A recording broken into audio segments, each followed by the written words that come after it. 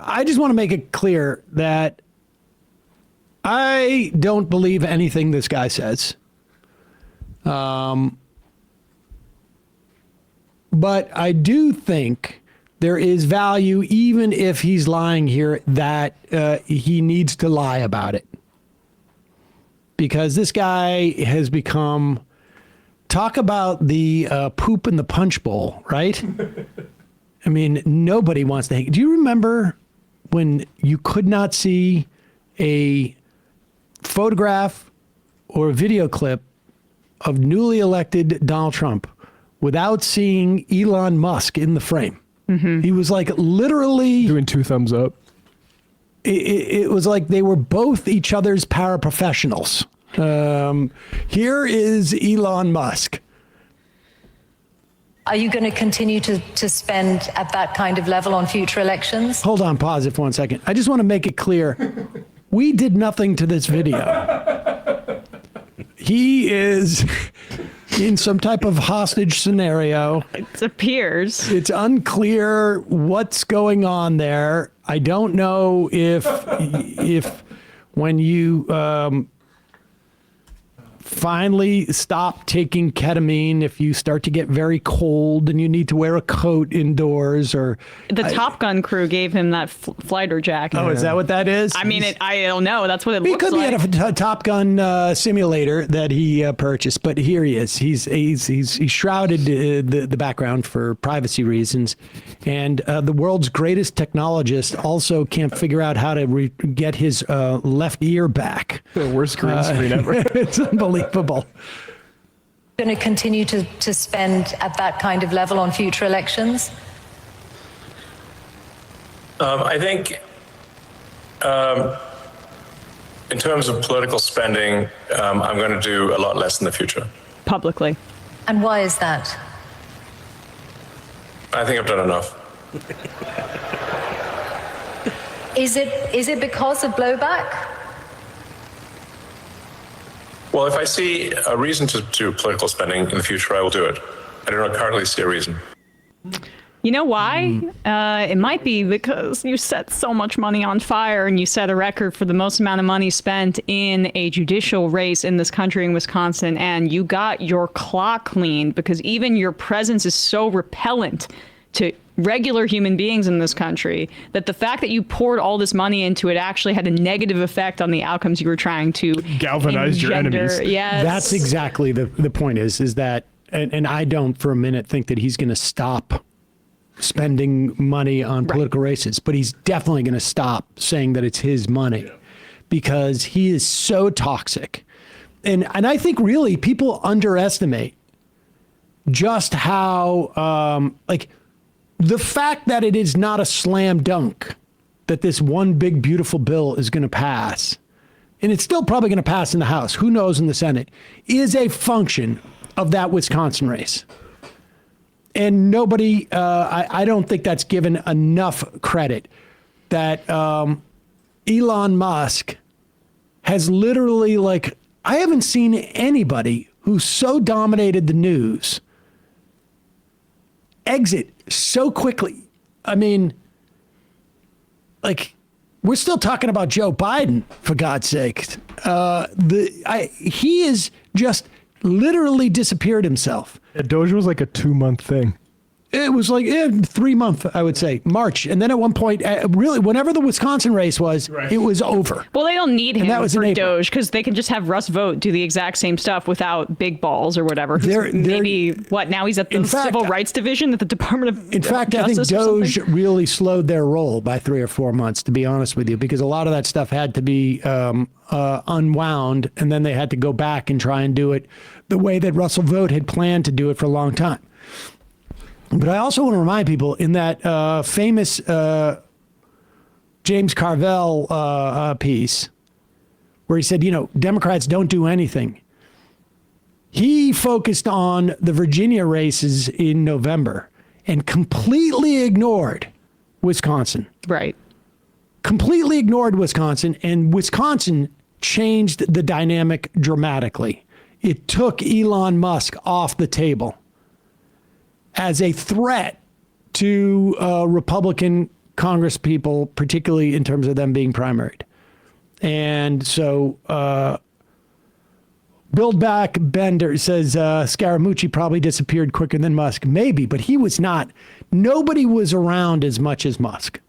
No, Nobody had more power. Scaramucci got some cable gigs right after. I mean, those folks were monetizing their experience with the Trump administration. Elon Musk is in hiding because Tesla is tanking in Europe, and he desperately needs European car sales to keep his net worth afloat, to keep Tesla stock afloat, which it's now been reported that he purchased Twitter using his Tesla stock as collateral, basically. So if it dips below some figure that we don't know the number yet, that there could be calls, margin calls on that kind of thing, and then he would be screwed. So he needs to be quiet because otherwise people are going to continue to, take a torch, sometimes literally, to his business. Fandel Bisbol Congresso. Dude, Elon's facial hair is worse than mine, and I'm a trans girl. You're both doing gender affirming characters. Social conservative, fiscal liberal, slagging on Elon Musk is a little offensive to those of us who suck shit and everybody hates.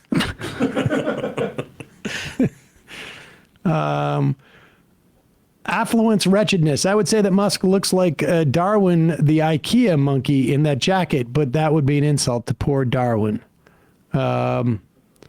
Sand Hill Crane. Peter Thiel said the same. It's all a game to them. I think they're just lying, to be honest with you. I think they're just lying. Calling from a 603 area code. Who's this? Where are you calling from? Hey, this is Tom. I'm calling from Boston. Tom from Boston. What's on your mind, Tom?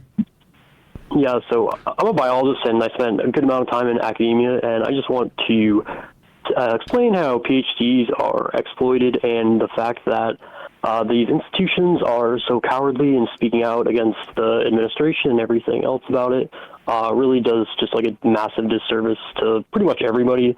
But yeah, so PhD students are working like 12-hour days, and they're getting massive grants for these colleges where they get about 80% or so, or even more in a lot of places, because like especially in STEM, right, you're getting millions of dollar grants for breast cancer research, and this is novel research. This isn't just their learning, right? They are learning and doing novel research and getting the college millions. So it's such a big fuck you to their students and just everybody. And it's just like so disgusting in the way that Matt says it. Right. But yeah. Yeah. Their assault on science is stunning. Yeah. It really is. It is stunning. It reminds me of Nazis talking about Jewish scientists, like the way it's like through DEI and that sort of thing. Like anything remotely is woke. Like and the type of significant research that's being attacked over it is just insane. Yep. Insane. Yeah. It's not even it's not even just that to me. To me, the biggest thing is like academia is supposed to be like the center of progress, kind of like science is supposed to be what progresses us. And the fact that they're not speaking out against for their students that are getting kidnapped by ICE is just like the absolute worst part to me. And I can deal with attack on science. It's like been thing for now. I mean, it sucks, yeah, but just not standing up for your students that are making you millions, and you're supposed to. That's like what education. That's what academia is supposed to be, right? They're supposed to be standing up to tyrants. Yeah.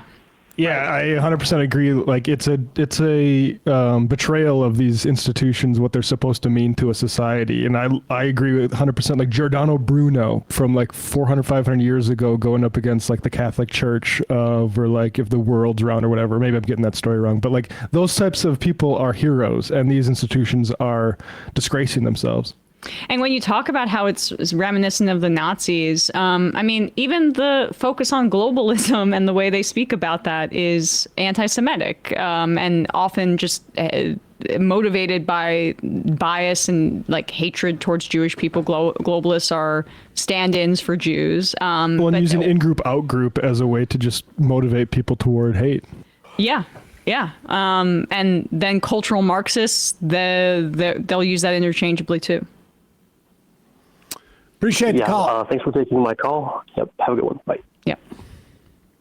The talk with Quinn Slobodin yesterday about the cultural Marxism is fascinating because I do think that it originally was a way of which the accusation was that you're slipping Marxism in under the guise of culture. Mm-hmm. And then these ding-dongs on the right did not even understand the construction of that and just started making up a thing called cultural Marxism, which I guess would be like where everybody gets an equal amount of watching comedies and watching and listening to different types of music or something in their mind. I don't know. Hey, folks, don't forget to hit the subscribe button and check out our daily show. We do it every day at 12 p.m. Eastern for about 2.5 hours. We even take phone calls. You should check that out.